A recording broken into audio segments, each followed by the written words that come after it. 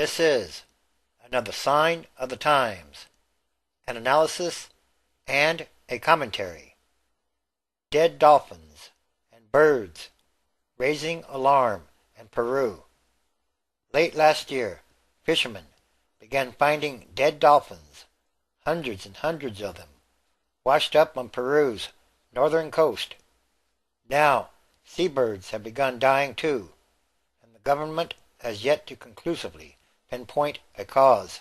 Officials insist that the two die-offs are unrelated. The dolphins are succumbing to a virus, they say, and the seabirds are dying of starvation because anchovies are in short supply. But even 3 months after officials began testing the dolphins, the government has not released definitive results, and there is growing suspicion among the public and scientists that there might be more to the story, much more to the story. Some argue that offshore oil exploration could be disturbing wildlife, for example, and others fear that biotoxins or pesticides might be working their way up the food chain. At least 877 dolphins and more than 1,500 birds, most of them brown pelicans and boobies, have died since the government began tracking the deaths in February. Many dead animals have washed up along Peru's northern coast, the Environment Ministry said last week. The dolphins, many of which appeared to have decomposed in the ocean before washing ashore, were found not far from the border with Ecuador. The seabirds, which seem mostly to have died on shore, have also been found. Never in my 40 years as a fisherman have I seen anything like this, said the president of the Association of Artisanal Fishermen in Puerto Eaton. Sometimes in the past you would randomly see a dead dolphin or a pelican, but this, what's happening now, is really alarming. The Federal Ocean Institute has said that the most likely culprit in the dolphin deaths is the morbillivirus, from a family of viruses linked to previous mass deaths of marine animals, though officials in recent days have sounded less certain. For the seabirds, the most plausible hypotheses or theory so far from the National Agricultural Health Service is that they are dying from a lack of food, mainly anchovies, as a result of the sudden heating of coastal waters. The Environment Ministry said the dolphin deaths had no link to fisheries, red tides, or other biotoxins, bacteria, heavy metals, or pesticides. It said it had also ruled out any connection to offshore seismic testing by companies to locate oil and gas deposits under the seabed. But still, fishermen, environmentalists, and others suspect that government officials are not being completely candid or telling the whole truth. The discovery of dead animals on beaches near Lima, the capital, in recent days has complicated matters.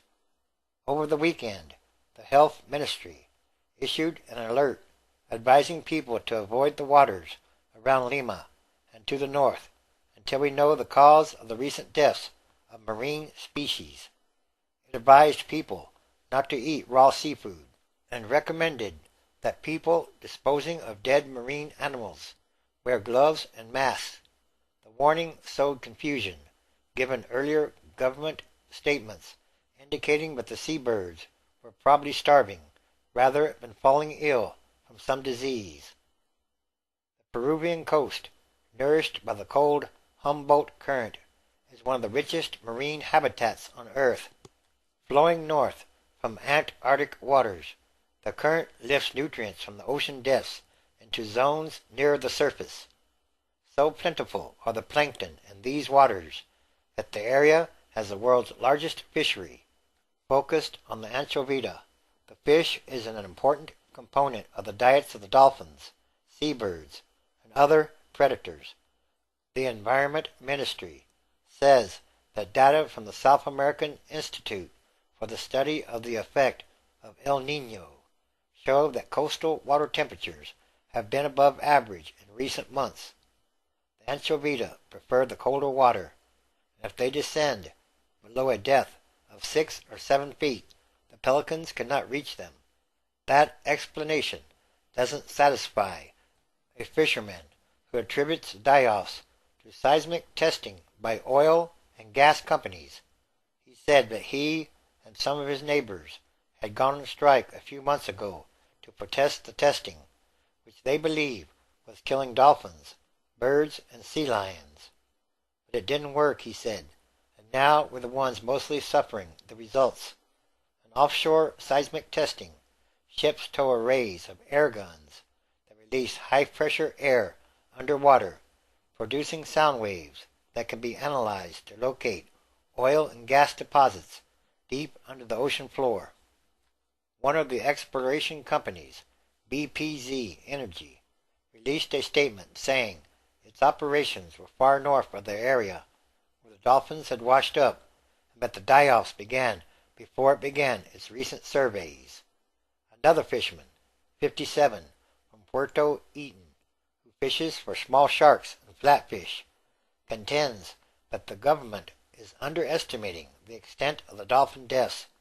He said by telephone that he had seen at least 3,000 dead dolphins on the beach since November, and that they were still dying, although no longer in such large numbers.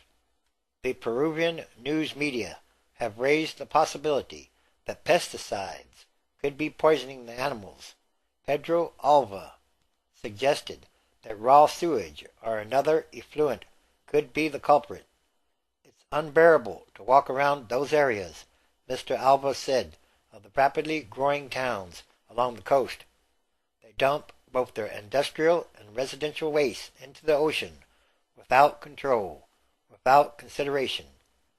A marine ecologist at the Research Institute for Development in France, who is leading a research project on seabirds and sea lions in Peru, said that if there was a common factor linking the die-offs, it would probably be found in the anchoveta, eaten by all of the species concerned. Even though Peruvian investigators appear to have excluded biotoxins as a possible agent, she wrote in an email, "There are many, and it may be difficult to test for all of them." So, at this point, the evidence points towards acoustic impact and decompression syndrome from oil and gas exploration. In other words, humans are poisoning the oceans, and the animals dying off are a sign that something is not right. This, too, is another sign of the end of times as we know them, transition days, which is a time of extraordinary happenings, changes, and events, because it's about what kind of world are we leaving to the future generations. And that should be a very important question to ask. Yes, the prophecy is true. Again, Revelation chapter 8, verse 8. And the second angel sounded, and as it were, a great mountain burning with fire was cast into the sea, and the third part of the sea became as blood. 9. And the third part of the creatures which were in the sea and had life died, and the third part of the ships were destroyed. 10. And the third angel sounded, and there fell a great star from heaven, burning as it were a lamp, and it fell upon the third part of the rivers, and upon the fountains of waters. 11.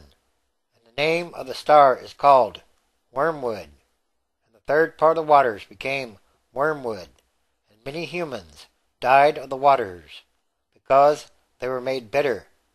12. And the fourth angel sounded, and the third part of the sun was smitten, and the third part of the moon, and the third part of the stars, so as the third part of them was darkened, and the day shone not for a third part of it, and the night likewise. 13. And I beheld, and heard an angel flying through the midst of heaven, saying with a loud voice, Woe, woe, woe, to the inhabitants of the earth, by reason of the other voices of the trumpet of the three angels, which are yet to sound. Also, Revelation chapter 16, verse 3, And the second angel poured out his vial upon the sea, and it became as the blood of a dead man, and every living soul died in the sea. 4.